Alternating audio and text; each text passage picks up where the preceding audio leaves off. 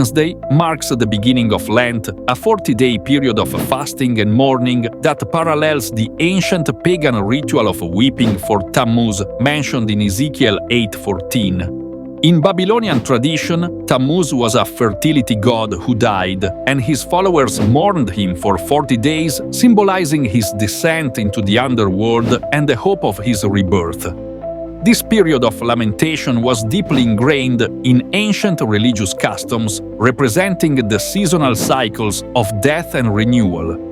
The use of ashes on Ash Wednesday mirrors the burning of Tammuz's body, symbolizing sorrow, repentance, and the ongoing cycle of death and rebirth found in many pagan traditions. Without realizing it, many believers today take part in this ritual, unknowingly aligning with the ancient hope for Tammuz's rebirth while also awaiting his return, much as Christians await the second coming of Jesus.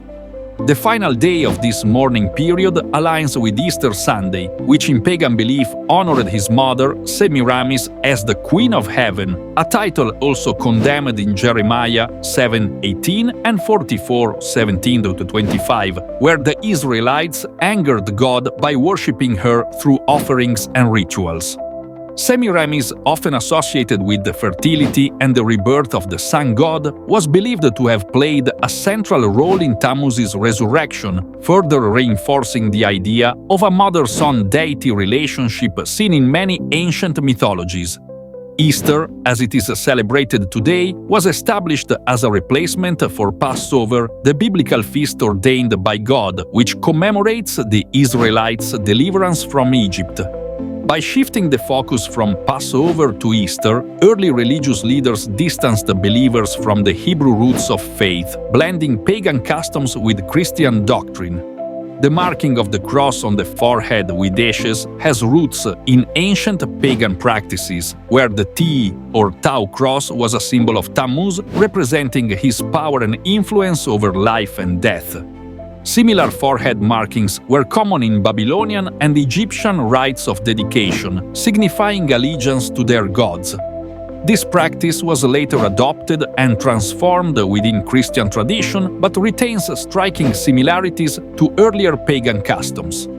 Without knowing it, those who receive the ashes and mourn during Lent unknowingly partake in a ritual that mirrors the ancient mourning for Tammuz, reinforcing the idea of his death and hoped for return.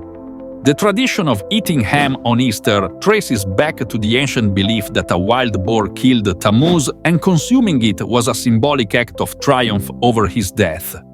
In many pagan cultures, the boar was seen as both a sacred and cursed creature, often connected to deities of the underworld and agricultural cycles.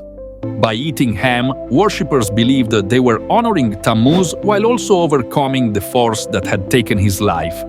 However, the consumption of pork directly contradicts the dietary instructions given in the Torah, further illustrating the separation from biblical commandments. Many believers today claim "I am a Gentile" without understanding its true meaning. The term Gentile historically referred to one without the law or Torah, marking them as a pagan in biblical terms. In contrast, biblical faith calls for adherence to God's commandments, which define righteousness. These parallels reveal how elements of ancient pagan customs were woven into later religious observances, shaping modern Easter traditions.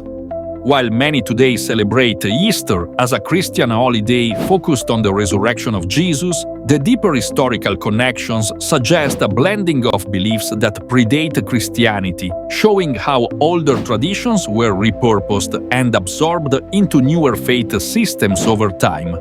In this way, those who wait for Jesus' return unknowingly parallel the ancient pagan longing for the return of Tammuz, hoping for the renewal of life in the same cycle of death and rebirth. This reflects the continuous blending of ancient pagan rituals with modern religious practices, often without the awareness of their true origins.